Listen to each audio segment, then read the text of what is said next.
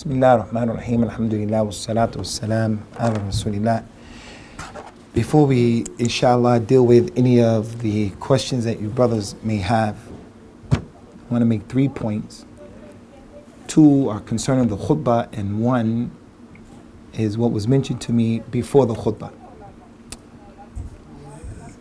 During the khutbah, I wanted to let you guys know, you brothers know, when they described the Prophet sallallahu alaihi wasallam in his khutbah, they said about him, إِذَا اخْتَطَبَ اشْتَدَّ غَضَبُهُ وَاحْمَرَّتْ عَيْنَاهُ وَعَلَى صَوْتُهُ كَأَنَّهُ مُنذِرُ جَيْشٍ. If the Nabi gave a khutbah sallallahu alaihi wasallam, he became angry and his eyes became red and his voice used to raise up, and it was as if he was warning the people of an army that was about to come and get him. So in the khutbah, we tried to practice this sunnah. Now, some of you coming from Mirpur, some of the elders may not know that sunnah, and they say, man, this guy, what's up with this guy? This guy, what, he's putting us down? No, that's the sunnah of the Nabi sallallahu alaihi wasallam. Now, of course, in raising your voice and being passionate, it doesn't mean you go crazy now. Because I've seen some people give the khutbah where they just go crazy and they start using foul language and just OTT. So that's so that you would know. If the person came and he gave the khutbah and his way was to say, okay guys, we're all going to go to Jannah and La ilaha illallah, it's a good kalima. It's not appropriate for this time in this day. It's just going to put you to sleep. So the khutbah, one of the goals and the objectives of the khutbah is to wake the people up and to inspire and to inform the people. It's the way of al-Hadith. And I'm telling you this for information, not apologizing. Bite my tongue for no one. That's the sunnah, and I'm just letting you know. Second thing is, as I get older and more out of shape, I sweat more and more.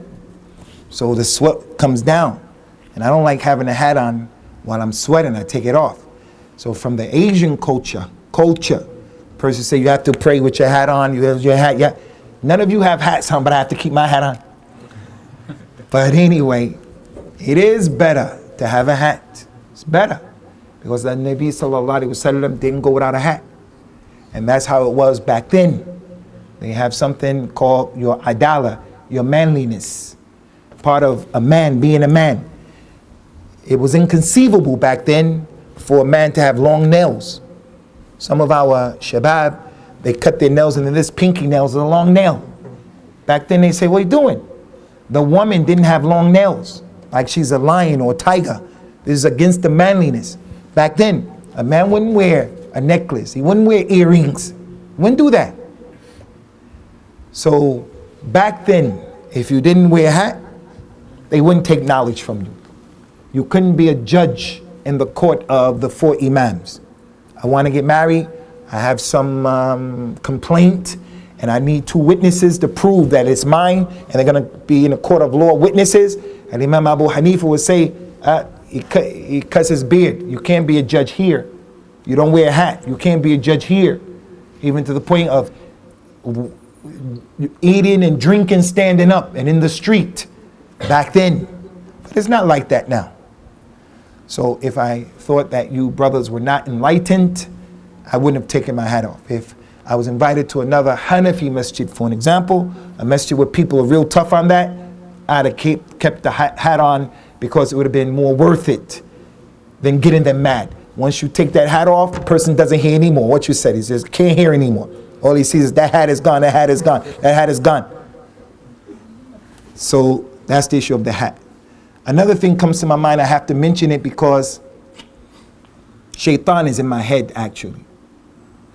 I get some hairs here on my face and I take them out as this is not your lihya. This is not your lihya. So I take it out. As for your lihya, you can't take it out. Can't touch your lihya unless it goes beyond a qabda. I want to get a haircut these days, but all of the barbershops in Birmingham are filled to the brim. Every time I go, I can't get in. I even went in to bribe some kids. I give you £5, I pay for your haircut. They wasn't having it because there's too many kids. So I went to my wife. I say to my wife, hey girl, I want you to cut these hairs off. She said, okay. She had the machine. She said, zzz, and she cut it right here. So maybe someone may see this and say, Abu, what's going on? Maybe you didn't see it, but I want to free myself. My wife, never let your wife cut your hair. Let your hair go after Ramadan. Don't worry about it. That's what happened. Some of you look really upset. Some of you look real serious. Relax. Third thing is, one of the brothers, he asked me, and they have a madrasa here. And some of the big girls come to the madrasa, 13, 14, 15, 16. Is it permissible in al-Islam for the girl to come to the masjid while it is that time of the month? There's an issue of ikhtilaf between the scholars, and both sides have proofs, but the side that has the strongest proof, inshallah, is the side that says it's permissible for her to come to the masjid while she's on her menses. Akramakumullah. And that's because of a number of reasons. One reason is our mother Aisha, when she was performing Hajj with the Nabi sallallahu alayhi wasallam, wa radiyallahu anha, her period came. The Prophet saw she was crying. He said, what's the matter? She said, my period came. So that means she can't do a lot of things. So she was sad for that. She can't pray. She was crying. I'm at Hajj. My period come at this time. I'm in Mecca. My period came. The Nabi told her, sallallahu alayhi wasallam, that's the sunnah of Allah in the daughters of Adam. It's not just you. All women have that. He told her, sallallahu alayhi wasallam, isna'i ma yasna' al-hajj illa la tutufi bil bayt. He said, do everything that the pilgrim does, but don't make tawaf around the house. Tawaf around the Kaaba is salat, as the Nabi says, sallallahu alayhi wasallam, but Allah allowed you to talk. So when you speak, only say khair. So you can walk around the Kaaba and you can say, which number are we on? You can say, Akhi, stop pushing the people. You can say to your mother, mother, forgive me for being a knucklehead. You can go around, you can say to your wife, I love you, I'm happy that you're here. The wife could say to her husband, forgive me for losing my temper all these years. You could say to your wife, Jazakillahu khair, forgive me those kids. So you can talk in the salat, tawaf. So he told Aisha, do everything that the pilgrim does, but don't make tawaf, don't make salat. But you can read the Quran as the pilgrim reads the Quran. You can sit in the masjid as the pilgrim sits in the masjid. You can do Safa and Marwa. You can go to Muzdalifah. You can do Arafat. You can give sadaqah. Just do everything that the pilgrim does. Another dalil, Khwani, is Abu Hurairah radiyallahu anhu saw the Prophet sitting in the masjid with his companions sallallahu alayhi wasallam. Wa radiyallahu anhum ajma'een, and he was walking as if he was coming towards the Nabi, and the Nabi saw him, and then he started talking, and then he looked, Abu Hurairah was gone. Later on, the Prophet saw Abu Hurairah, and he said, what happened? You were coming in the masjid, what happened? He said, Ya Rasulullah, I was junub. I was just going through, I was junub. I needed to make ghusl. He told Abu Hurairah sallallahu alayhi wasallam, Inna al-mu'min la yunjis. The believer, he doesn't become najasa in and of himself. Even if he's junub, he's not najasa. Even if that's her condition, she's not najasa. So he was making i'tikaf, sallallahu alayhi wasallam. He told Aisha, give me a comb, I want to comb my hair. And his houses were connected to the masjid. He said, bring me the comb. She said, Ya Rasulullah, I have my period, I have my menses. He said, is it in your hand? You can bring me the comb, it doesn't bother you. So he allowed her, sallallahu alayhi wasallam, to go into the masjid. Lastly, from the dalils, the period of the lady is what the scholars of fiqh say, ma'ammat bihi al-balwa. Ma'ammat bihi al-balwa. Something that is common. Something that's going to happen all the time, forever. It's the sunnah of Allah and the daughters of Adam. It happened with the women of the companions, the tabi'een, after the tabi'een, the 4th, 5th, 6th, 7th, 8th, 9th, 10th, 11th, 12th, 13th, 14th generation. It's going to happen with our women and after our women. It's something that's prevalent, will always happen. It's not for a special place, time, or special group of people. Always. And there's not one hadith coming saying that she can't come to the masjid. This religion that Allah said in the Quran, وَأَنزَلْنَا عَلَيْكَ الْكِتَابِ تِبْيَانًا لِكُلِّ شَيْءٍ. We revealed the book on you, making everything clear. And it didn't mention this issue. Can a woman come to the masjid or not? It didn't mention that issue. And the women need to know. But in being fair and just, there is another side. The other side. They use the ayat of the Quran, وَلَا يَمِسُّهُ إِلَّا الْمُطَهِّرُونَ. None should touch it except those who are pure. This ayat is talking about the malaika. It's not talking about human beings. It's talking about malaika. But there is a strong proof that they use, and that is the Eid. The Nabi told the people, sallallahu alaihi wasallam, all of the people should come to Eid, even the women who have their menses, and let them avoid the musalla. Let them avoid the musalla.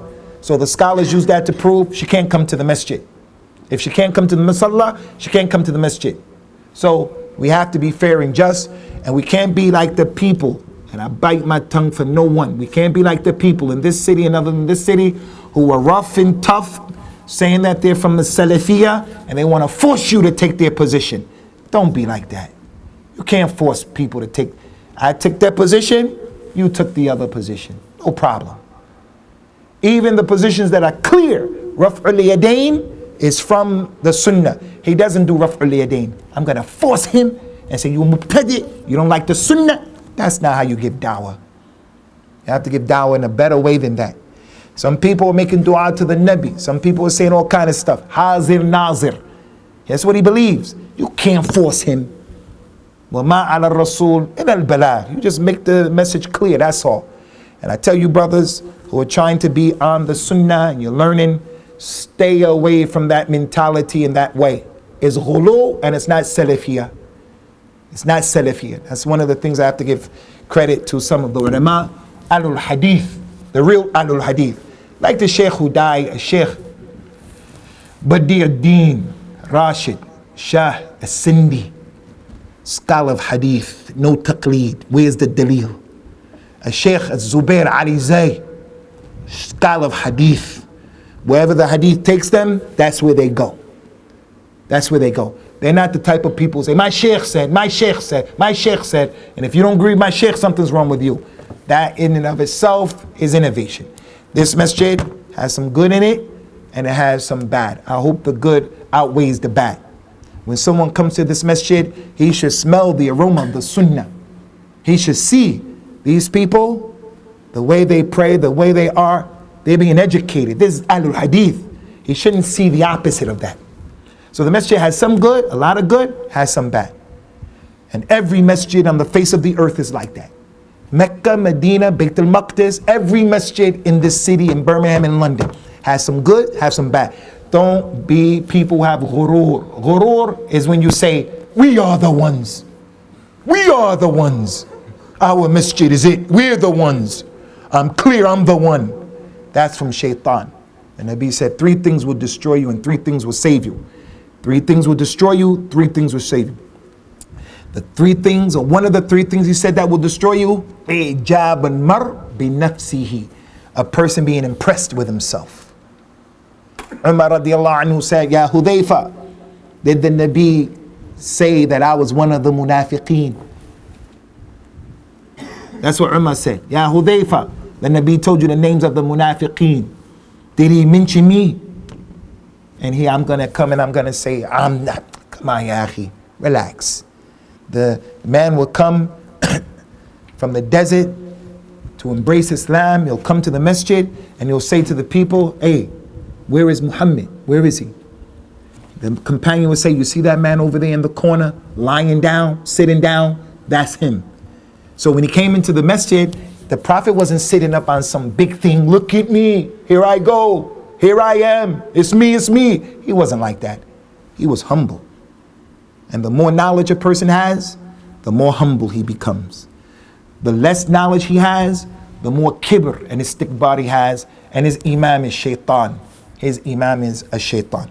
So if you brothers have any questions, inshallah ta'ala, you can put your questions forward. Use beads most of the times to just keep count on tasbih.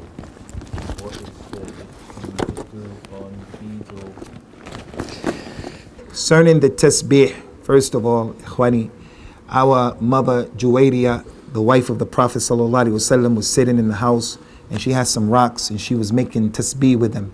Subhanallah, alhamdulillah, la ilaha illallah, Allahu Akbar. And the Prophet saw her.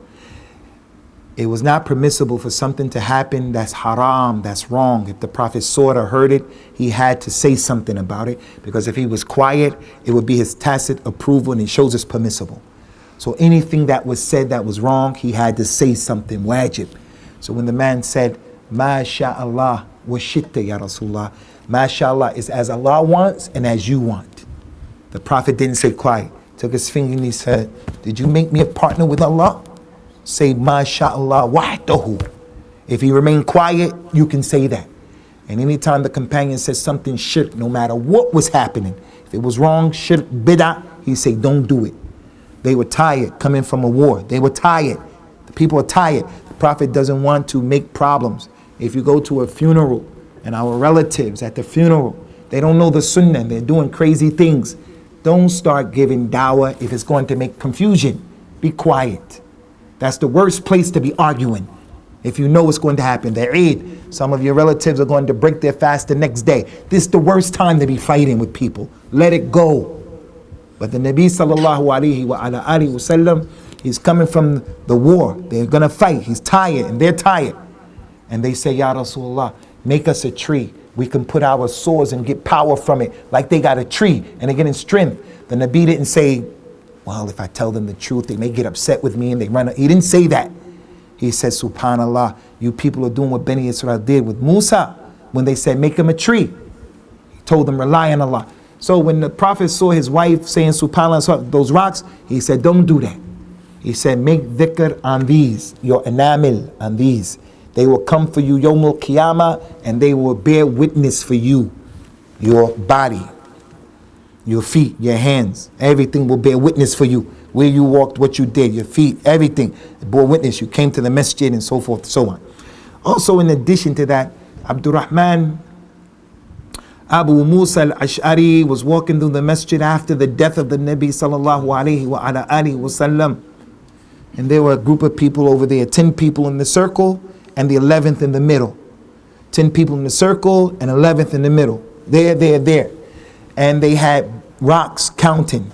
And the man in the middle would say to the people around him, say subhanallah 100 times. And they'll take the rock, subhanallah, subhanallah, subhanallah, subhanallah. Say alhamdulillah 100 times. And Abu Musa al-Ash'ari saw it. He didn't say anything. He went and knocked on the door of Abdullah ibn Mas'ud. Because Abdullah ibn Mas'ud was in Kufa. And he was exposed to the fitin of Kufa. He said, I saw something in the masjid and I saw good. They were making dhikr. But they were making it a dhikr in a way we didn't know. The companions. I didn't see this before. Ibn Mas'ud said, why didn't you say something to him? He said, I wanted to get your opinion. Abu Musa al-Ash'ari Ikhwani is one of the ulama of the Quran. He's a scholar of the companions. The Nabi sent him to Yemen to give da'wah to Allah. Anytime the Prophet sent someone to give da'wah, Mu'adh bin Jabal, Ali bin Abi Talib, he sent ulama. He didn't tell people, go out, khuruj, 40 days, 3 months, and I'm a brand new Muslim. They said, get up and talk. I'm a new Muslim. I've been a Muslim 1 week. Don't worry, just talk and it come to you. No. People with knowledge talk. I wanted to see what you had to say. And now, wallahi, Umar would sit with the ulama. He'll say, what's your opinion? He knows the answer. He'll say, next man. He knows the answer. Next. And it'll go all the way back around before they say halal, haram. Because they don't want to be responsible. And here today, a guy, he doesn't know juz amma. He doesn't know juz amma. If the noon as sakin hit him on his head, he wouldn't know this is noon sakin. And yet he says he's a kafir. He's a mubtadi'. Jihad. Khilafah.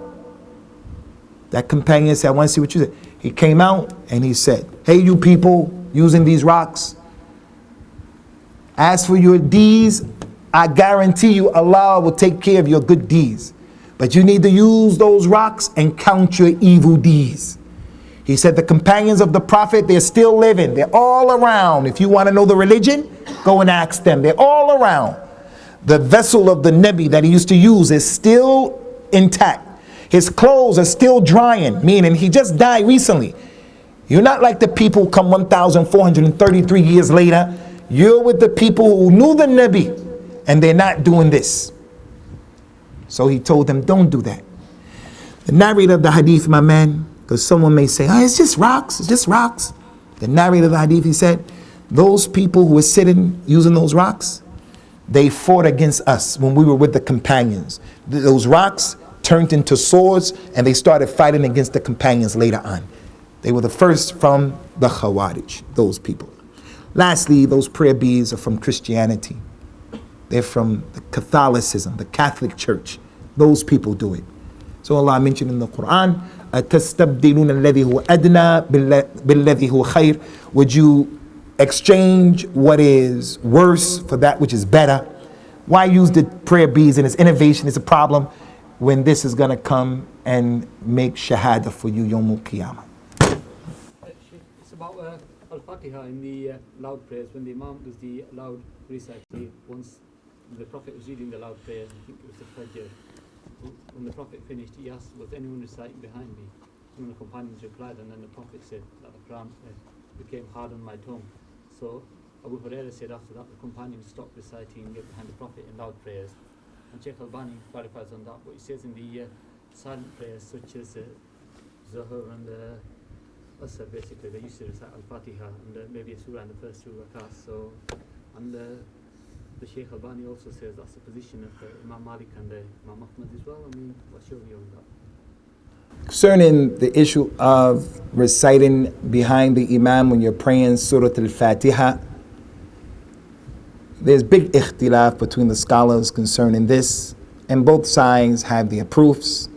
This is an issue where it's hard to come to a conclusion. So you I personally don't feel comfortable reciting the Fatiha when the Imam's reciting loud. So you do the best that you can do in reading both sides, and you take your position and you keep it moving, because both sides have multiple dalils. Ahlul Hadith of Pakistan, Ahlul Hadith, the ulama, Ahlul Hadith, many of them are tough on you must recite. You must recite. Our Imam in Green Lane, Zakat Allah, that's his position. And because that position has dalil, we're going to accept it. That's his position, alhamdulillah. But the other position also has his dalil. So I think the best position is the middle between the two. Because if you take this position, you're going to lose those hadith and you won't work by those hadith. And if you take this position, you're going to lose those hadith. So try to work with both sides, because both sides have dalil.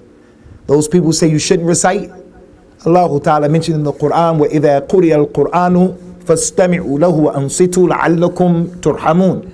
If the Quran is being recited, be quiet and listen to it. So don't read it. Be quiet. Be quiet. They said that the Nabi Sallallahu Alaihi Wasallam, man adraka al-raka'a, man adraka al-ruku' faqad adraka al-raka'a. Whoever caught the ruku', he caught the raka'a. So if you catch the ruku', you didn't hear al-Fatiha, but you came in and you got the ruku', and the Imam comes up, Sami Allah liman hamida, you say Rabbana wa lakal hamd, that counts for you. And there's ikhtilaf in that as well. But that's a dalil. So if you say he didn't read al-Fatiha, that's a dalil. The other side say no.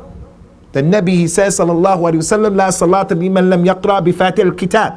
No salat for the one who didn't read Fatiha. He heard some people praying behind him. After the salah, he said, man yunazi'ni fil Quran. He said, who's competing with me in the Quran? A man said, it was me. He said, don't do that except al-Fatiha. So both sides have dalil. So the middle road, Allahu Alam, is to try to work with both of them. And both of them is, inshallah, anytime the Imam is reading out loud, listen to it and be quiet. And any rak'ah where he's reading quietly, you must read it in that rak'ah. There are a number of mas'alas that are like that. So you want to be an Ahlul Hadith. Who are Ahlul Hadith? They work by the Hadith. So if you take this part, this side, you won't be working with those Hadith. You take this side, you won't be working with those. Ahlul Hadith wants to work with all of the Hadith. And there are different issues that are like that. And Allah is A'la and A'lam. Shaykh, what's the status of Salatul Tasbih and Salatul Awwabin, and also the situation of doing qada for all your missed prayers with the Hanafis really staunch on. Concerning salat of at-tasbih, there's ikhtilaf. And I'm of the opinion that salatul tasbih is from the sunnah and it's authentic.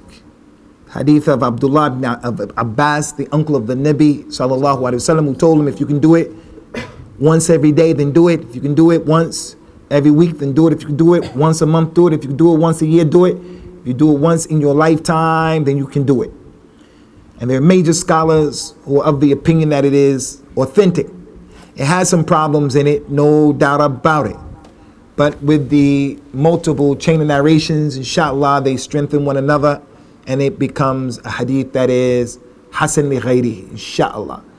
Some other scholars of the opinion la, and there's some heavyweights. Al-Imam Ahmed said no, and other than Al-Imam Ahmed.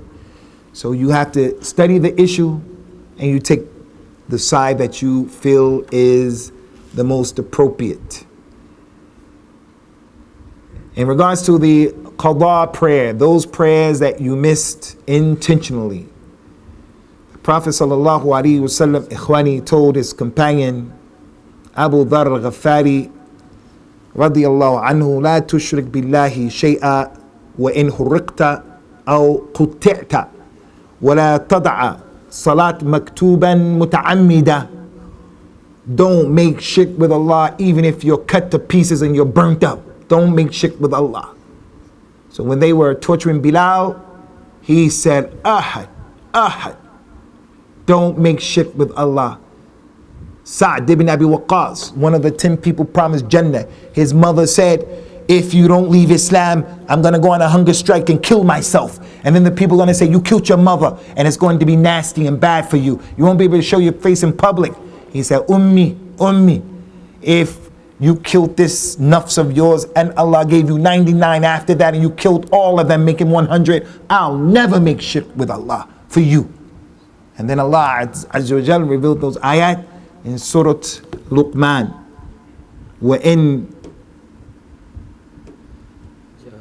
وإن جاهداك على أن تشرك بي ما ليس لك به علم فلا تطعهما وصاحبهما في الدنيا معروفا.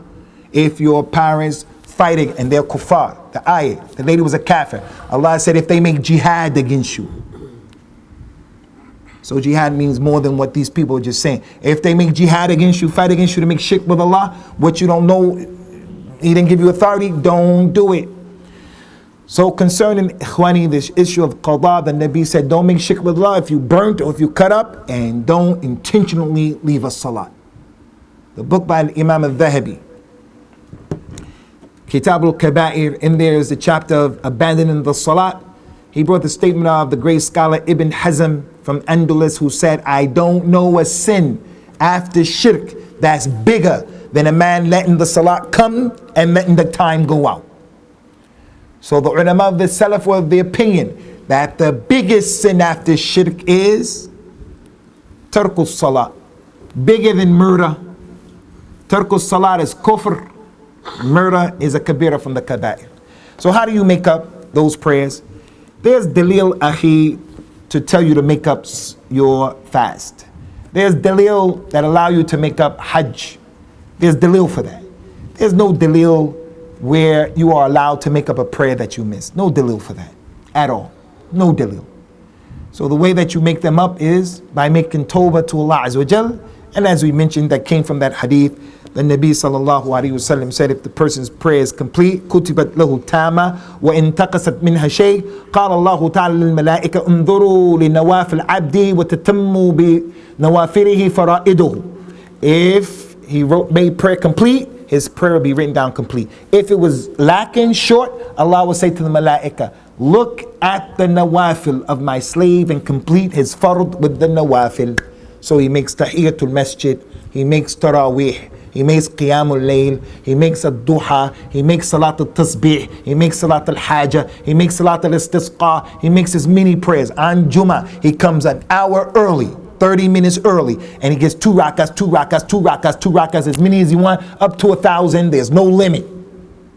As for making them up, How are you going to make them up? Somebody tell me how he's going to figure out how many prayers did he really miss? Because he doesn't remember. Sometimes in those 10 years, he prayed some of those prayers. He doesn't know how many he missed. And Allah Ta'ala knows best. As for Salatul Awabin, Salatul Duha, it's the salat of those people who are repentive to Allah Ta'ala. And Nabi Sallallahu Alaihi Wasallam used to encourage the people to make it. You can make it after the sun comes up. It can be Salatul Ishraq, and it also can be the salat that's right before the dhuhr time, before the sun hits the zenith, right before that time, 30 minutes before that time, you pray that prayer, 2 rakats, 4 rakats, 6 rakats, 8 rakats, 10 rakats. Any more questions, Ikhwan? Question, Sheikh. Was advised by somebody in the community that on the day of Eid, you don't pray at the Eid al-Masjid. That's news to me, so I just wanted to clarification. The sunnah of the Nabi Sallallahu Alaihi Wasallam is to pray the salat of al-Eid outside. And he had the ability to pray on the inside, but he prayed outside. And there's wisdom in that, because the masjid, his masjid, would not be able to accommodate all of the people going to come. Because on Friday during his time, all of the women didn't come. Even those who were praying, they wouldn't come. But on this day, he told everybody to come. The women who were praying, the women who were not praying, the people in the desert, everyone. So the masjid is not big enough. So he went out to the Maidan. He didn't make the adhan and he didn't make the iqamah. So this is the sunnah, to abandon those things. The imam comes into the masjid, when he's going to do the khutbah, he shouldn't pray 2 rakats, greeting the masjid, because the Nabi left that at that time and he sat down. So there's the sunnah of doing things and there's the sunnah of abandoning things. So we should pray outside. It's the sunnah and it's not wajib. When you pray on the inside, it's a problem. Some of the ulama classified it as an innovation, like the Hanafi Shaykh Ali al-Qari in his book Islah al-Masajid, from the innovations that they used to have. It's an innovation. And with the innovations, anytime you do an innovation, you're going to lose something of the sunnah. Whenever you do an innovation, you read the Quran behind the imam, he's reading and you're reading, and there's no need for you to do that, you're not going to do the qabda. Anytime, that's a general rule. Anytime you do an innovation, you're going to kill the sunnah with it. And Imam al-Barbahari mentioned that in Sharh al-Sunnah.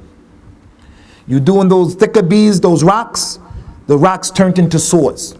Every innovation starts off small and then it becomes big. The Mawlid of the Nabi, it was just an innocent idea. Let's just come and say poetry and just, praise the Nabi. And now look what it turned into. It's worship. So anyway, concerning this issue, because it's going to be in the masjid, there's no salat before the Eid, no sunnah before, no sunnah after. No sunnah before, no sunnah after. But because the salah is in the masjid, there's a prohibition. As the Nabi says, sallallahu alaihi wasallam, إِذَا دَخَلَ أَحَدُكُمُ الْمَسْجِدِ فَلَا يَجْلِسْ حَتَّى يُصَلِّي رَكَعَتَيْن. If anybody enters into the masjid, don't sit down until you pray 2 rakats. It's wajib. Don't sit down. And it's so serious that he was given the khutbah. One of his companions came in and he sat down. The Nabi stopped the khutbah and said, Ya Sulaik al-Ghatafan, did you pray 2 rakats? He said, no. He said, get up and pray and make them quick. Don't pray a long time, make them quick. That shows the seriousness of it. So you have to pray them. So because you're in the masjid, you should pray Tahiyatul Masjid, but it's not connected to the Eid. It's because we're in the masjid. Okay? So you should make it. What's the position when the azan is being said and the make up for the namaz, obviously? As we mentioned earlier, Ikhwani, Ahlul Hadith, when they're conflicting Hadith and they're all authentic, then you have to try to work with all of the Hadith. So you have to harmonize. One Hadith said, whoever touches his private part, it breaks his wudu. The other Hadith, the man said, Ya Rasulullah, what if I touch my private part? He said, it's a piece of you. You don't have to make wudu. It's like your head. You touch your shoulder, it doesn't break your... So this is authentic, that's authentic. So the scholars, if you take this one, you'll leave that one. You take this one, you leave that. So they said, if you touch it with shahwa, it breaks your wudu. If you touch it inadvertently, no problem. Made a mistake, no problem. And this is similar. Come into the masjid, you should say what the mu'adhin says. If you come into the masjid, you should pray 2 rakats before you sit down. So don't sit down, just stay standing up until the mu'adhin finishes. You say what the mu'adhin says. Don't sit down and say what the mu'adhin said. After you say what the mu'adhin said, then you make the 2 rakats. So you work with both of the hadith. Now, I like that hat, man. Can I see that hat? Let me check it out. Oh, that is cool, man. Ya salam. It's nice. Go ahead, my man. Barakallah feekum. Some people, they claim to see the Prophet sallallahu alaihi wasallam in their dream, but their stance is clearly, it's not from the Sunnah, and they basically stick to the dream. So how do you explain to these people? How do you talk to them? It's possible, ikhwani, that a person can see the Nabi in his dream, sallallahu alaihi wasallam. There's nothing that prevents a person from seeing the Nabi in his dream, sallallahu alaihi wasallam. Ma'asiyah, innovation, shirk doesn't prevent him from seeing the Nabi in his dream, sallallahu alaihi wa ala alihi wasallam. And as he said, "Man ra'ani fil manam faqad ra'ani fa inna ash-shaytan la yatamathalu bi." Whoever sees me in his dream, he has really seen me, because shaitan, he can't come and take on my image. But the person has to have an idea of what the Nabi looks like. He has to have an idea of what the Nabi looks like. He can't be ignorant. He has to have an idea. Or the image that he sees, it can't conflict with what the companions described him, and they described him in perfect details. And the ulama of al-Hadith, like al-Imam al-Tirmidhi, he was a student of al-Imam al-Bukhari. Abu Isa al-Tirmidhi, he wrote a book called Kitab al-Shama'il al-Muhammadiyah. Everything you need to know about the Nabi. How his sweat came down, how he shaped, how he spoke, how many white he had in his hair, everything, how he walked, everything. So those scholars didn't leave any stone unturned for someone to come today. Johnny come lately with some new thing. Where you get that? That's why you always have to remember this point, ikhwani, you youngsters. Anytime someone takes an opinion and he says this, that, you always have to say, what scholar preceded you to that? And then the person say, Ibn Uthaymin, okay, what scholar who's living with us is understanding it like that? Who said that this person is? People say you can blow people up and kill innocent people. Who said that? They're never going to tell you the scholar. They're going to say, Mullah Fulan, Mullah Sheikh so-and-so, he's riding on a bike and he's in a cave in Afghanistan. That Sheikh. No, all of the ulama, the shiuch, they just in the prisons. La. The ulama are always going to be here to help the people know their religion. So there's nothing prevents a person who's on innovation, Hazir, Nazir, all of these things. He can see the Nabi sallallahu alaihi wasallam. Some people even in the past were guided aright to the Sunnah because they saw the Nabi in a dream, who came to them sallallahu alaihi wasallam. There's a man by the name of Yaqub ibn Shayba al-Shaybani. Yaqub ibn Shayba al-Shaybani. You go look at his history in Sir Alam al-Nubala. Yaqub ibn Shayba al-Shaybani, and Imam al-Dhahabi talked about how he became guided. How he became guided? He saw the Nabi in a dream who came to him and said, stop doing this stuff that you're doing. Dancing around in these things. They were doing Sufis dances at that time. He's a contemporary of al-Imam al-Shafi. So the Nabi came, so the man was advised by the Nabi in the dream, sallallahu alaihi wasallam. So there's no problem with that. If you're going in a journey, we do Qasr namaz. If you're staying in your relative's house, like if you're going to London, and if you're staying there for 2-3 days, you have to read Qasr namaz or you have to read your normal namaz. Now, Mahi, as long as concerning shortening your prayers and combining your prayers is totally up to you, and you should know that Allah loves when you take advantage of the concessions. He loves it. And it's wajib for you to shorten your prayer in the journey. Our mother Aisha said in the beginning of Islam, the salat was 2 rakats, stationary. And then it became 4, and then it remained 2 for the traveler. So they never made 4. So it's wajib to make those 4 into 2. As for the person who can do it, What if I go to London and that's where I live, that's where I grew up at, that's where I lived, and I go to my father's house, go to my uncle's house. Is that my home? No, that's not your home. Your home is here in Birmingham, in Bradford. This is where you're paying council taxes. This is where your furniture is. This is where the BT is running you down saying, we want our money, we want our money. This is your house right here. Your wife and your children are here. And Allah Ta'ala said in Surah Al-Baqarah about divorce for the woman. My wife, I go to her country with her. I go to her country. She's shortening her prayers. And we're in her parents' house. She's combining her prayers when we want. Because Allah Ta'ala mentioned in the Quran, لا تخرجوهن من بيوتهن ولا يخرجن. Husbands, when you divorce the lady and she's in the iddah, husbands, don't put them out of their homes. Allah called the home of the husband her home. And nor should they leave. She should stay there for the iddah. So her house is no longer her mother and her father's house. Her house is her husband's house. It's her husband's house. So when she goes to those places, she can combine, she can shorten. When you go to those places, you can combine, you can shorten. Although that was the place you grew up in. The Nabi went to Mecca. He went to Mecca and he shortened his prayers and he combined his prayers, and he's from Ahl Mecca. That's where he was from originally. Sallallahu alayhi wa sallam. Some people of the opinion. Karamakumullah. Could you give us some advice regarding respecting the sanctity of masjid, like not talking loudly and not disturbing other people?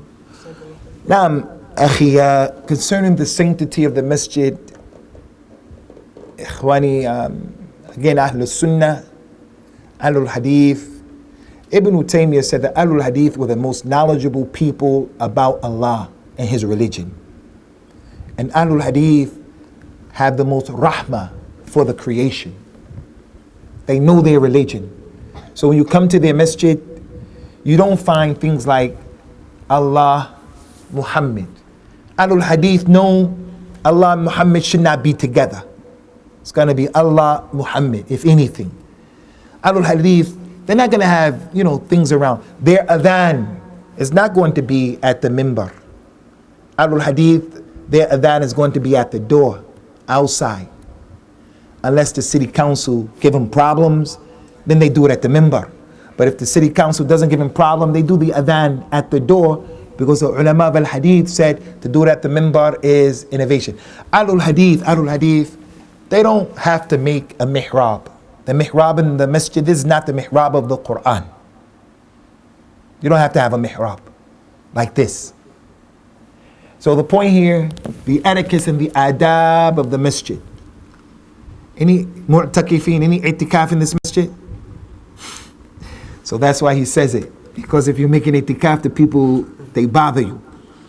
From the etiquette, ikhwani, Allah Ta'ala told these people, وَلَا تُبَاشِرُهُنَّ وَأَنْتُمْ عَاكِفُونَ فِي الْمَسَاجِدِ.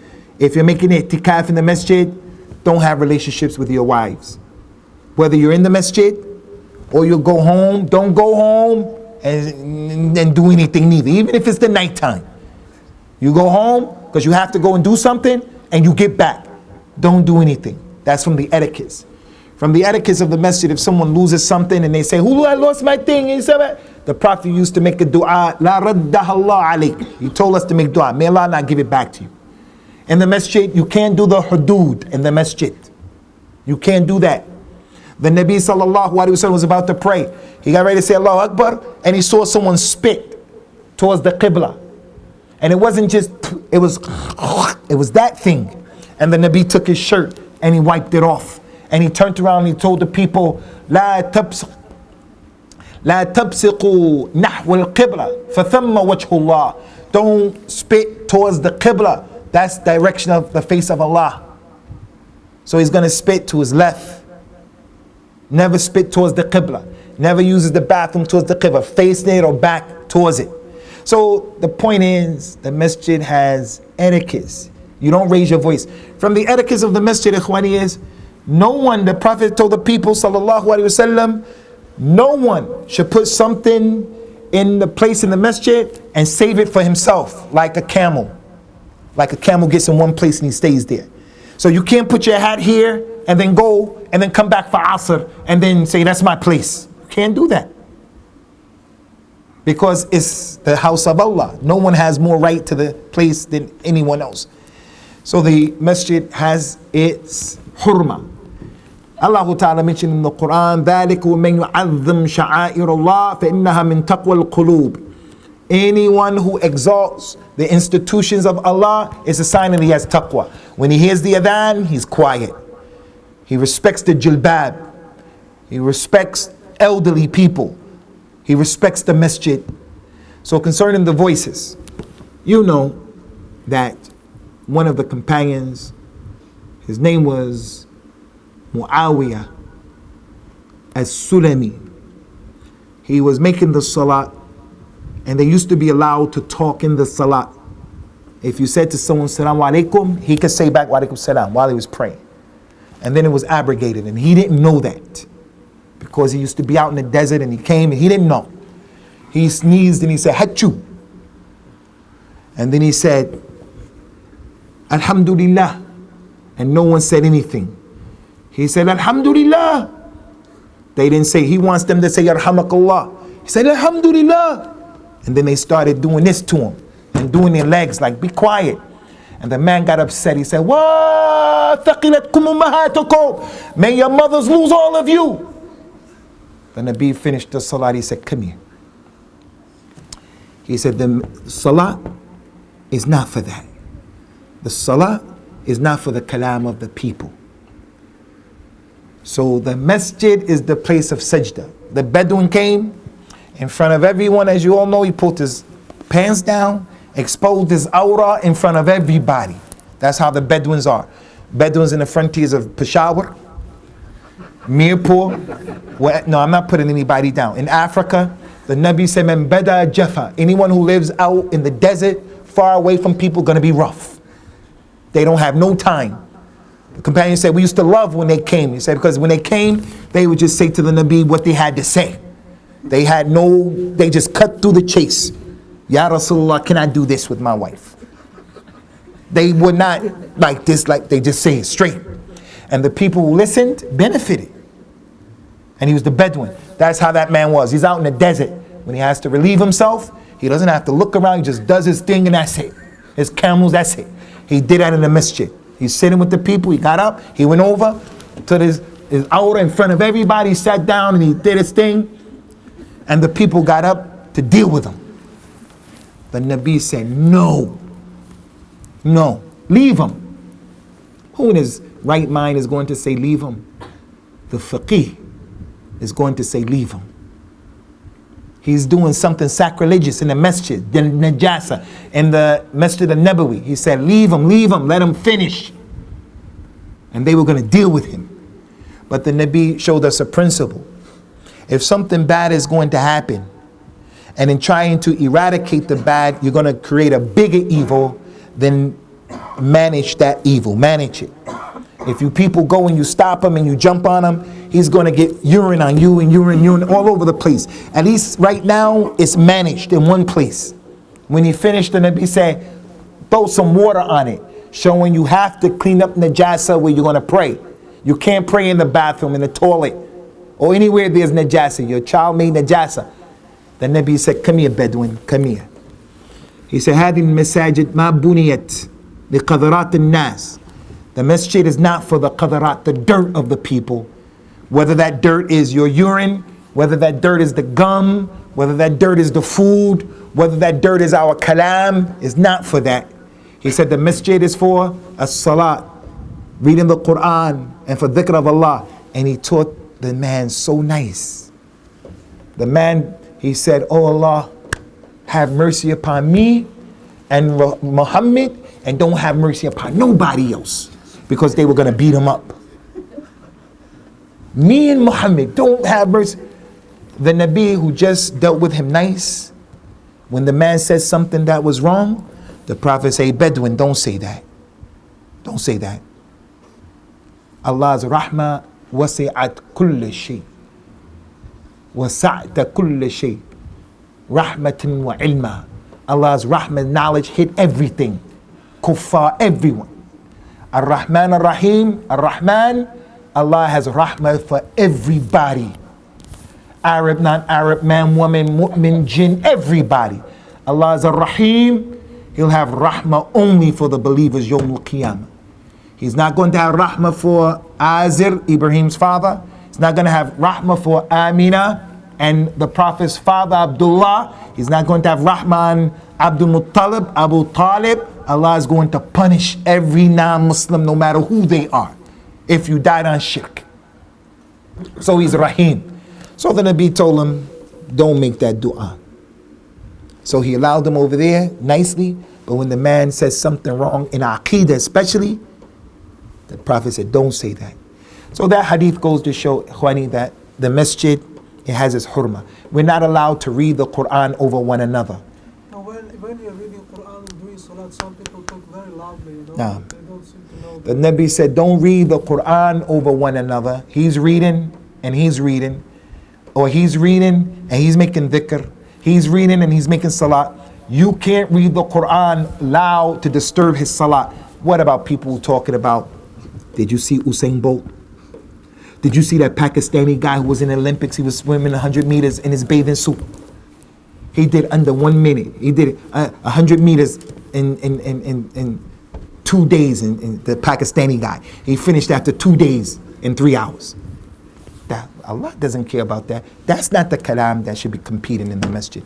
So you have to keep your voices down. Umar radiallahu anhu akhi saw two men who are raising their voices arguing. Umar said, where are you from? They said, we're from Ta'if, we're not from Medina. He said, Wallahi, had you been from Medina, I would have hit you with my stick. And then he said, didn't you hear the statement of Allah Ta'ala, Ya ayyuhalladhina amanu, la tuqaddimu bayna yaday Allahi wa rasulihim, wattaqullah. What's the ayah? وَلَا تَرْفَعُوا أَصْوَاتَكُمْ فَوْقَ صَوْتِ النَّبِي. Don't raise your voices above the voice of the Nabi. And the Nabi was in his grave, sallallahu alaihi wasallam. But he didn't want them raising their voices in his masjid. Any more questions, Ikhwani? About Zakat al-Fitr, which is the best way to pay in a cash or when you have to pay? There is ikhtilaf in this issue. What there's no doubt about, if you pay it in food, you hit the sunnah. No doubt about it. But if you have a situation where you want to pay it in money, some scholars allow that. Paying it in food is the best bet. But if you pay it in money, inshallah, no problem. Can you pay to your relatives? Concerning giving zakatul fitr and your zakawat, your zakat, you can pay to your relatives who are needed. Abdullah ibn Mas'ud sent his wife Zainab to the Nabi. She had zakat, she wanted to pay. And she said to Ibn Mas'ud, you go and ask the Rasul, can I give you my zakat? He said, no. He had honor. He was a man. What are you talking about? Yeah, I want the money, but I'm not going to go ask that question. I have izzah. He said, you go. So the lady went, knocked on the door. The Nabi said, who? She said, Zainab. He said, which Zawanib? Making a game, a joke. He had a sense of humor. You go to the Maulvi Saab, he takes himself too seriously. He's always real uptight. The young brother, he wants to make Toba. He's smoking weed. He has a relationship that's not permissible. He's doing something. He wants to make Toba. He can't approach the Maulvi Saab. Maulvi Saab, you know, I'm smoking weed and stuff. And Maulvi Saab say, what? I'm going to tell your father. That's why we don't go to you. He has to be. Ikhwani, that's how the Nabi was. The young man said, Ya Rasulullah, in front of all the people, give me permission to make zina. In front of all of his relatives, everybody. They were going to beat him up because he embarrassed them. The Nabi said, take it easy. This is natural, shahwa. He said, come here. You want the people to do that to your mother? He said, A'udhu billah. May Allah sacrifice my mother and my father for you. You want people to do that to your sister? A'udhu billah. May Allah sacrifice my mother and my father. You want the people to do that to your khala? A'udhu billah. He said, also, people don't want to do it. They don't want that for their mother, their sister, their aunties. And then he hugged the boy and he made dua. And that thing went away. So the Nabi knows the situation of the boy. And that goes to show, Ikhwani, for the elders And you younger brothers who are working with the elders, but especially the elders like the sheikh in the chair, the Nabi was easy with these youngsters. He wasn't judging. We are not in Mirpur. Mirpur has, I'm not against Mirpur. I lived in Keithley. You guys know that. It was the best place I lived. I moved to Keithley. First day I was there, I went to look for a washing machine, because the one we used broke. We hung our clothes up. We went to the city center to look for a washing machine, me and my wife. When we came back, our clothes were gone. And I said, these Pakistanis, I was so upset. I couldn't believe it. They stole our clothes.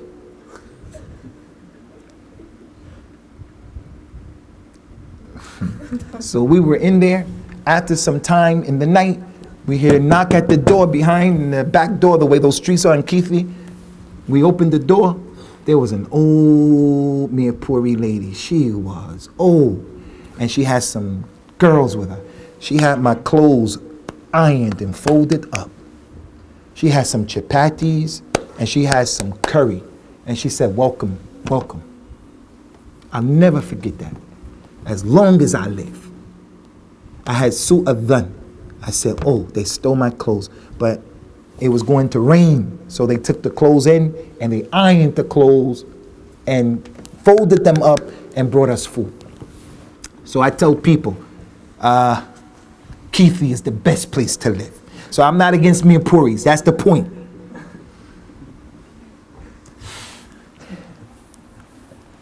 What was the point? What were we talking about? What is meant by people So the point is, Ikhwani, we're not in the old country. We are here right now. Don't make your kids get married, forced marriages. The girl grew up here. She has nothing in common with her cousin back in Azad, Kashmir. The only thing they share is blood. They don't even know the language of one another. The Imam should be speaking a language that the people understand.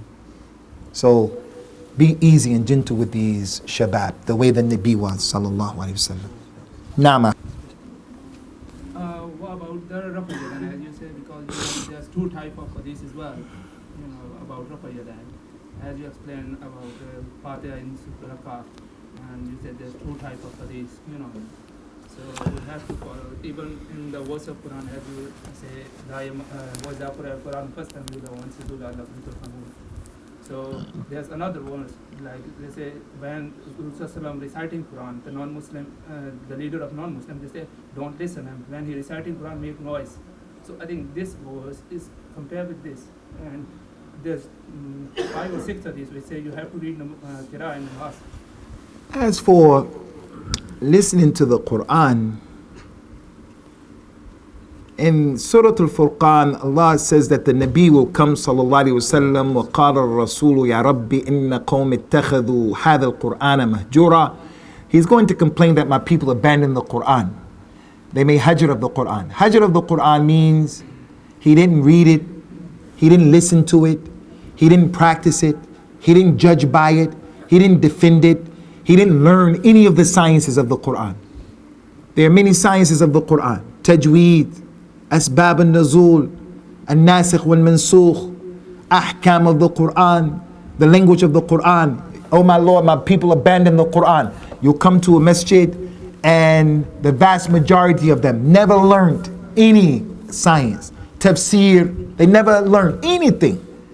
They didn't judge by it. They judged by something else. And no doubt one of the meanings of abandoning the Quran is to listen to it.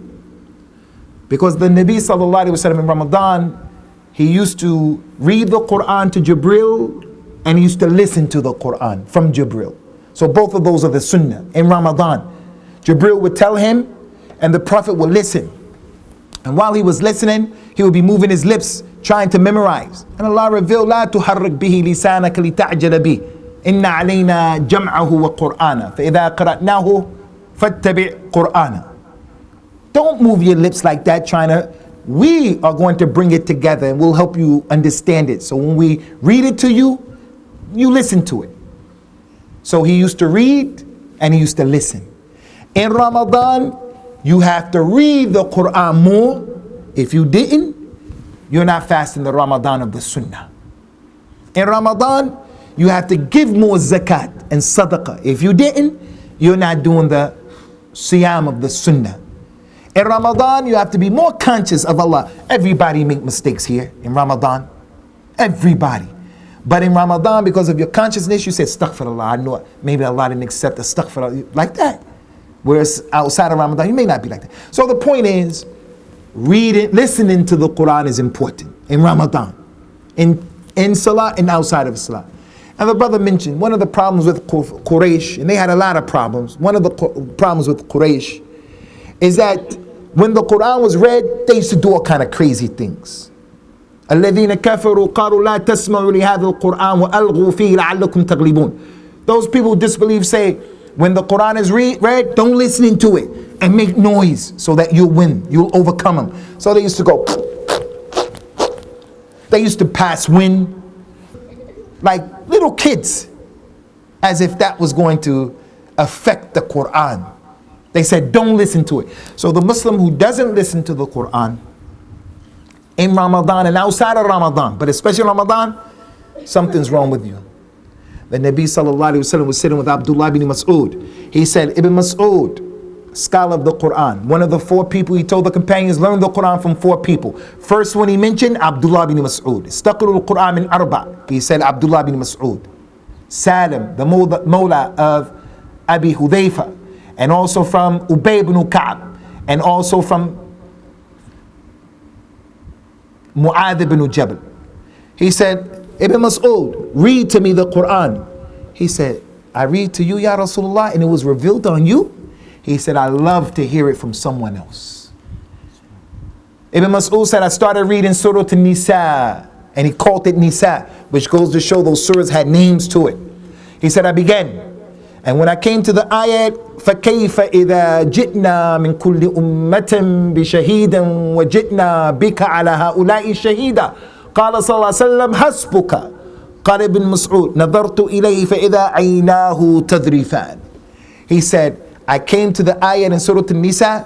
How is it going to be, Ya Muhammad, Yawmul Qiyamah, when we bring a witness, a Rasul, to be a witness over his nation, and we bring you as a witness over them? The Prophet said, that's enough. Ibn Mas'ud said, I stopped, I looked up, and the Nabi was crying. He was crying because he's Ra'uf, Rahim to this ummah, and he's going to come and bear witness they didn't read the Quran.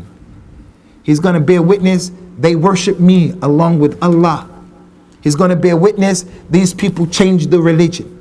He's going to bear witness these people, their women are out of control. Their men, they don't have control over their women. How can they be the owners of their own destiny? He can't tell his wife, cover up your mahasin. He can't say that to her. So he was crying. The point is, he said, I love to hear it from other than me. Aisha radiallahu anha said, I was scheduled to be at home and I was late getting there. When I got home, the Nabi was waiting for me because he's mas'ool. He's responsible for his wife. Where you been? What you doing? Who you with? The Prophet said, what happened? Where you been? She said, Ya Rasulullah, wallahi, I heard a recitation of someone from your companions. I never heard a recitation like that ever. What did the Nabi do? He said, take me to him. He got up, he went. He saw the man reciting. He said, that's Salim, the free slave, used to be a slave of Abu Hudayfa. And then he said, Alhamdulillah, alladhi ja'ala min ummati mithla hadha. All praises are due to Allah who put in my ummah someone like that. Because there are some people, ikhwani, if you hear their recitation of the Quran, you must have experienced this. Some people who, when they read that Quran, it lets you know that Quran is from Allah. Now, just a regular reciter, if everybody had a regular voice, it's easy to listen to music, it's easy to watch the movies, it's easy to watch Bollywood, it's easy to play around, goof off, waste time. But if you hear a recitation that penetrates your head and your mind, you're going to listen to that. And you guys, I got to be honest with you, during the course of Ramadan, people may say, we're not doing, Burma. And rightly so, but we got to lighten up too. And I say, I have a lot of respect for people who make tahajjud, tarawih, and you're listening to that Quran and you don't know what's going on. Because I don't know how that is anymore. I was like that before, but from the ni'mah of Allah, fadl of Allah, I learned Arabic. Not that I'm praising myself, I'm making a point, praising you. Arabs, you're in the line and the man is reading the ayat and you hear and you know what's going on, so your attention is there. Your attention, you know, you can follow the story. But a guy is just there and he doesn't know what's going on and he's praying every tarawih. من قام رمضان إيمانا واحتسابا غفر له ما تقدم من ذنبه. The hadith said the Quran and Siyam is going to come Yawm al-Qiyamah. The Quran is going to say, my Lord, I kept him from going to sleep at night. Let me give him shafa'ah. The Siyam will say, my Lord, I kept him from food, drink, and shahwa in the day. Let me give him intercession. So the Nabi Sallallahu Alaihi Wasallam, he's the Sayyid of Bani Adam, he's the Khatam of the Anbiya and the Rasul, and yet his humility. He walked all the way there and he listened. And he let his wife escape blame for coming late. The Quran kept you? No problem. Why are you coming home so late? I was out drinking. I was out drinking. That's the excuses that our sons and our daughters give us. And lastly, Akhwani, concerning the Quran as well, Abu Musa al-Ash'ari from the ulama of the Quran, he was reading the Quran in tahajjud, the Nabi was walking. He didn't disturb him, he just stood there and he listened to his recitation. And then he left after listening. When the man finished, he went home. The Nabi saw him at Fajr time, he said, لو رأيتني البارحة وأنا استمع لقراءتك لقد أوتيت مزمارا من مزامير آل داود. If you would have only seen me when I was listening to your recitation last night, you have been given one of the flutes of Dawood. Dawood had the Zabur, and he used to read the Zabur in a voice with a nice melody. Even Christians right now, it's called the Psalms of Dawood. They sing that stuff. White people sing it very like this in the church, ooh, like that. Black people, they go crazy. They be going crazy. I think you saw that. They call that the Psalms of Dawood. So he used to sing, and he said, you've been given one of those voices. So the point, Akhi, is listening to the Quran is from the Sunnah. But this issue is one issue, and Raf'ul Yadayn is another issue. Raf'ul Yadayn, there's ikhtilaf in Raf'ul Yadayn. But it's not the ikhtilaf that is acceptable. And that's because the companions who described the salat of the Nabi sallallahu alaihi wasallam, all of them described that the Nabi did Raf'ul Yadayn in 4 places. Takbiratul Ihram, Allahu Akbar. After reading Al-Fatiha and another surah, he did Raf'ul Yadayn into Ruku'. Sami Allah liman hamida, Raf'ul Yadayn. And then when he was in Tashahhud, At-Tahiyyatu Lillah, when he got up for the 3rd rak'ah, he did Raf'ul Yadayn. No doubt about that. In addition to that, some of the companions who narrated his hadith, the Nabi prayed different ways. Sometimes he said, Assalamu alaikum, and he stopped. I was going to do that today, but I didn't want the elders to get upset, so I didn't do it. I don't want to make fitna. I was already screaming at them, and they say, what's this guy doing? What's this guy? And now he came and he did that. What's going on? So I left it. The Nabi used to say, Assalamu alaikum wa rahmatullah, Assalamu alaikum wa rahmatullah. Sometimes you say, Assalamu alaikum wa rahmatullah wa barakatuh, Assalamu alaikum wa rahmatullah. The dua of istiftah, he did it 13 different ways. The Nabi used to change it up. One of the ways to give you khushu' and focus, if you do the routine salat, same thing all the time. Qul huwallahu ahad, wal asr, Qul huwallahu ahad, wal asr, Qul huwallahu ahad, wal asr. You don't have khushu'. You have to change it up. So the companion said when he did Raf'ul Yadayn, sometimes he did Raf'ul Yadayn in every position. Even in Tashahhud, coming every position. Al-Imam Abu Hanifa, rahimahullahu ta'ala, no scholar in the dunya today is comparable to Al-Imam Nu'man ibn Thabit, rahimahullah. But Al-Imam Abu Hanifa was from Ahlul Hadith. And that's because Al-Imam Abu Hanifa said, إِذَا صَحَّ الْحَدِيثُ فَهُوَ مَذْهَبِ. If the hadith is authentic, then that's my madhab. He would never ever have a hadith, he sees it's authentic, and say, nah, I'm not taking that. It's my opinion. He saw his student, Abu Yusuf, writing, diligently writing. He said, Wayhak ya Yaqub, innama ana bashar. Hey, woe unto you, Yaqub, Abu Yusuf. I'm a human being. I say something today, and I change my mind tomorrow, change my opinion, because the proofs come to me like that. Like that companion who said, Alhamdulillah, he didn't know that it had been abrogated. So don't come and tell me the Imam knew everything. Don't tell me that.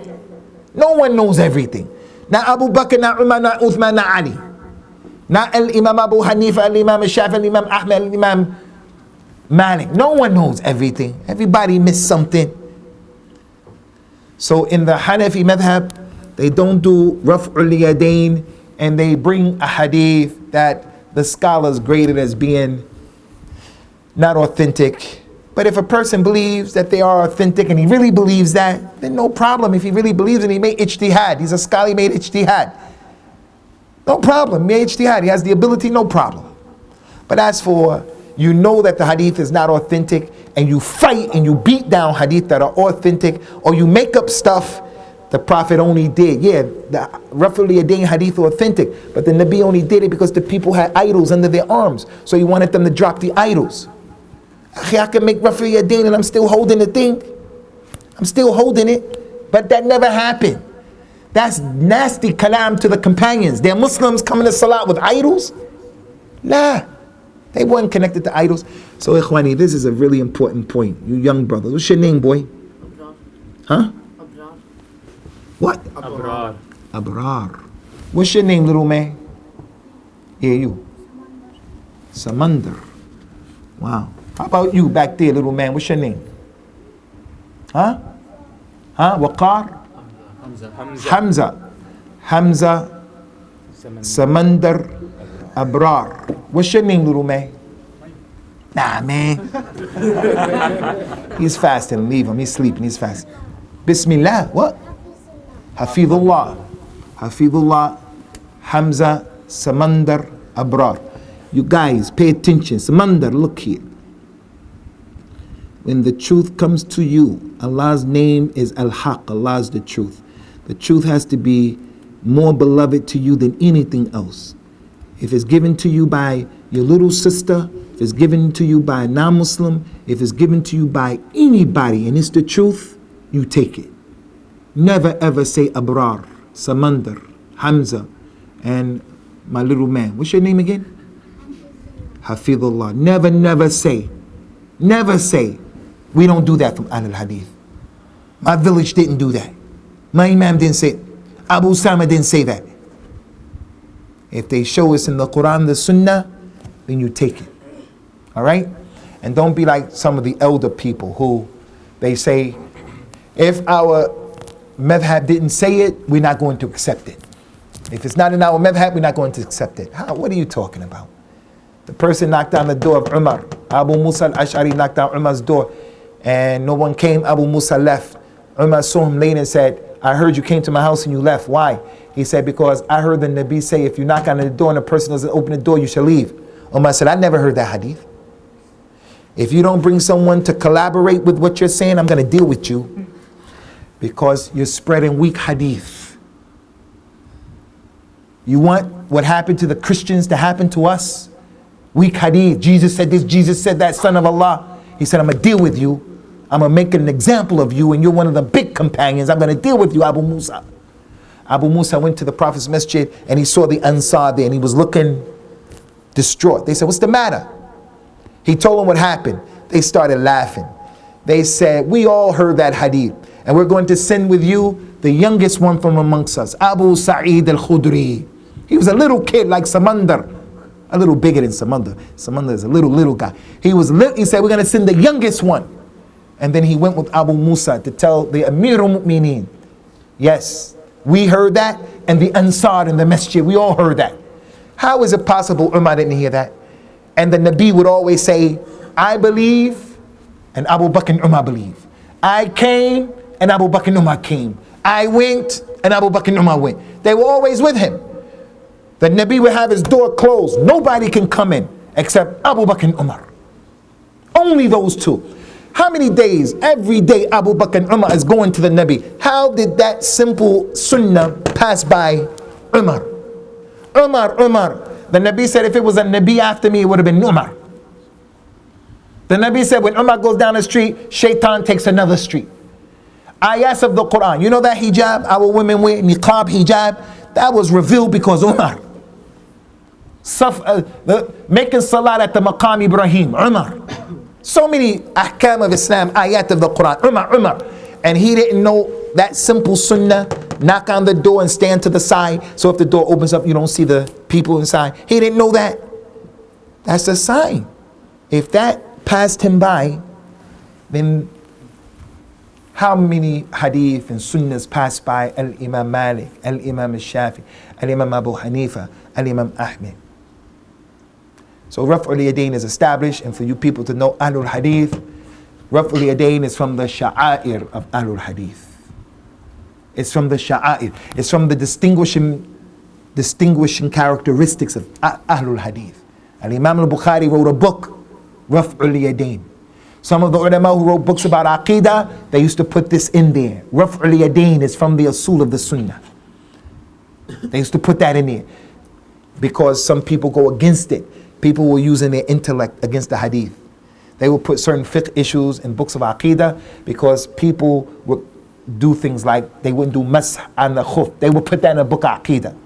They would say you can't wear pants. They would put that in a book of Aqidah. Saying Bismillah ar-Rahman ar-Rahim. They would put that in books of the Aqidah and so forth and so on.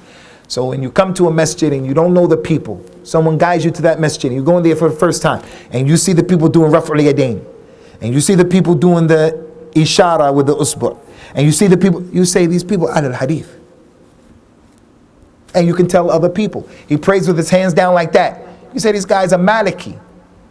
Although Al-Imam Malik didn't do that. He had in his book, the hadith, all of the prophets were ordered to do three things. One of them, hold their left hands with their right hands in salat. All of them. And they were ordered to speed up the suhoor. Speed up. To delay the suhoor. Eat suhoor as close to the time as possible. Don't follow the things say stop eating 30 minutes before 45. No, you can eat up to a minute, 2 minutes right before. And all of the prophets were ordered, hurry up and break your fast. I'm the mu'adhin. The time came in. Don't make the adhan and I didn't break my fast. Break your fast first, mu'adhin, and then make the adhan. When you hear the adhan, don't make dua that time. Making dua doing the adhan, mentioning what? La. Start breaking your fast while he's doing that. All of the prophets and the messengers were told to do those things. One of them was that. So Imam Malik, that was his madhab. But the people are doing something else. Allahu alam. My general question is it allowed to have doubt especially in the two authentic like Imam Bukhari and Muslim, and just taking the Quran as a source, like just one wahi, not wahyain, not Quran and the Sunnah. The question, Akhi, is multifaceted. It has different branches connected to it. All of them are important. We don't have the time to do justice to the question. But first of all, the scholars of al-Hadith, the people of the ulama of the Salaf, the Sunnah, they used to say and believe as sunnatu qadiyatun ala al-Quran. The Sunnah is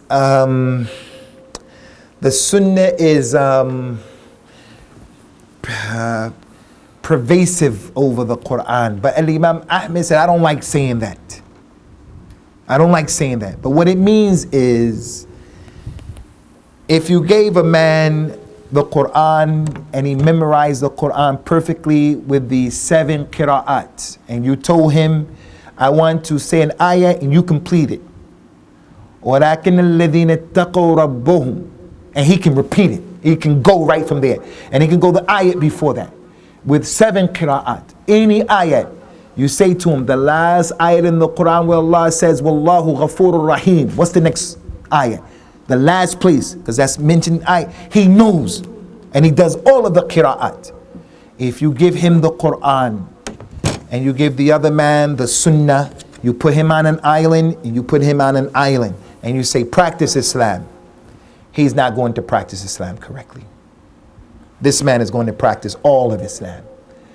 No aspect of Islam is going to be left from him. This man, he's going to marry his auntie, because the Quran didn't allow him. He doesn't know. It's the Sunnah that say he can't marry his wife and his auntie at the same time. The Sunnah. The Quran mentioned who he can't marry, but it didn't mention he can't marry his wife and the auntie at the same time. He's going to marry his wife and her auntie at the same time. This guy right here, he's not going to know how to pray. He's not going to know how to fast. He's not going to know about suhoor. He's not going to know about iftar. He's not going to know about tarawih. He's not going to know about Eid al-Adha, Eid al-Fitr. He's not going to know his religion. His Islam is going to be incomplete. This man right here, he's going to practice all of the Quran. Why did Allah Ta'ala reveal the Quran and the Nabi? لِتُبَيِّنَ لِلنَّاسِ مَا نُزِّلَ عَلَيْهِمْ, so that you can explain to the people what was revealed to them. So he explained it, sallallahu alaihi wasallam. The Quran told the people, وَمَا أَتَاكُمُ الرَّسُولُ فَخُذُوهُ وَمَا نَهَاكُمْ عَنْهُ فَانْتَهُوا. What he gave you, take it. What he left you, leave it. Abdullah bin Mas'ud saw a lady who had her eyebrows plucked. Something common with us, plucked. Abdullah bin Mas'ud said, Allah has cursed you. Allah cursed you in the Quran. She said, I memorized the Quran. He said, you don't know the Quran, go back and read it. She went and she read it from one point to she came back and said, I didn't see that ayah. He said, didn't you read the ayah? وَمَا أَتَاكُمَ الرَّسُولُ فَخُذُوهُ وَمَا نَهَاكُمْ عَنْهُ فَانْتَهُوا. What the Prophet give, take it. What he said, don't do, don't do. She said, yes. He said, well, the Prophet says, sallallahu alaihi wasallam, لَعْنَ اللَّهَ النَّامِسَ وَالْمُتَنَمِّسَ. May Allah curse the lady who did this and the one who did it to her. And then the lady said, oh, I see what you're saying. So that's one angle of this particular thing. As from Bukhari and Muslim, it's true.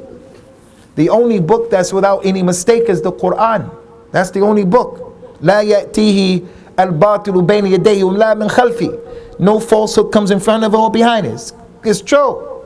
It's from Allah. No mistakes, nothing. And the Sunnah, Bukhari and Muslim, has some mistakes. But what kind of mistakes? And how many mistakes?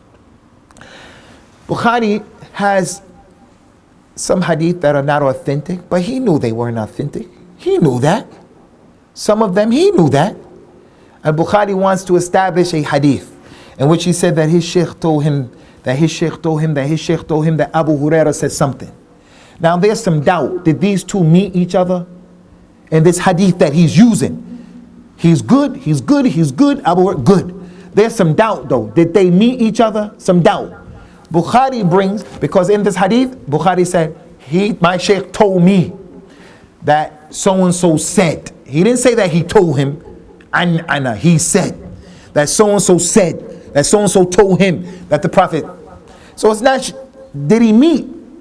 Because he said, he didn't say he told me, it's a difference. So Bukhari will bring a weak hadith over here with these same two guys where he said, my sheikh told me that he told him. So it's established that they met.